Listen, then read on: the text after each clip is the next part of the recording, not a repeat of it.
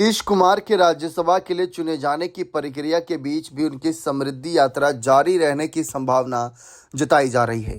सूत्रों के अनुसार मुख्यमंत्री 17 मार्च से समृद्धि यात्रा के चौथे चरण की शुरुआत कर सकते हैं। दरअसल 16 मार्च को राज्यसभा के लिए चुनाव होना है, जिसमें नीतीश कुमार जनता दल यूनाइटेड के उम्मीदवार हैं। एनडीए के 5 उम्मीदवारों में जदयू से नीतीश कुमार और रामनाथ ठाकुर, वहीं बीजेपी से नितिन नवीन और शिवेश राम, रालोमो से उपेंद्र कुशवाहा हैं।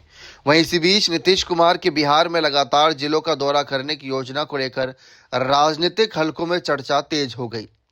खासकर 17 मार्च से फिर से यात्रा शुरू करने से कई कयासबाजों ने जन्म ले लिया।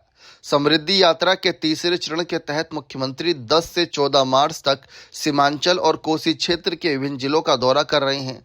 इस क्रम में 11 मार्च को उन्होंने किशनगंज और अररिया, 12 मार्च को कटिहार और पूर्णिया, जबकि 13 मार्च को सहरसा और खगड़िया का दौरा निर्धारित किया है। इस यात्रा के दौरान वे विभिन्न विकास योजनाओं की समीक्षा के साथ साथ स्थानीय लोगों और अधिकारियों से भी बातचीत करेंगे।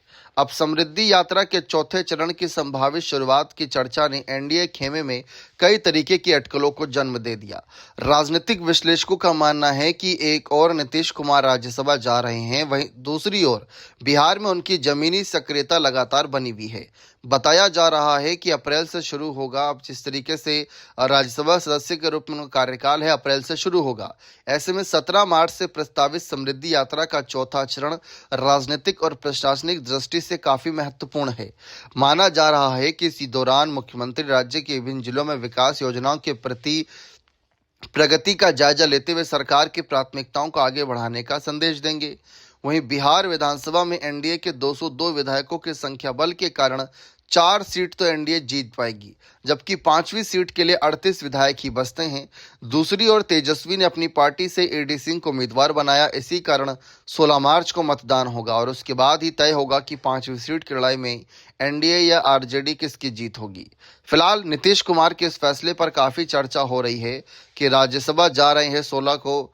जिस तरीके से उनका नामांकन हुआ था वो चर्चा में था, लेकिन अब समृद्धि यात्रा भी जारी रहेगी। तो कहीं चाचा नीतीश अपना मन तो नहीं बदल रहे, कहीं चाचा नीतीश मुख्यमंत्री कुर्सी से इस्तीफा ना देने पर विचार तो नहीं कर रहे, कहीं अपने बेटे को कुछ दिन का वक्त देकर तैयार करके नीतीश कुमार उनको राजनीति में लाने के साथ साथ मुख्यमंत्री कुर्सी पर लाने का प्लान तो नहीं बना रहे।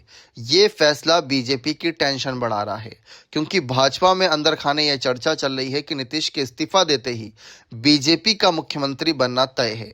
लेकिन कहीं नीतीश बीजेपी के इन अरमानों पर पानी तो नहीं फेरने वाले, ये देखना बेहद दिलचस्प रहेगा। बने रहे चैनल के साथ। बहुत बहुत शुक्रिया।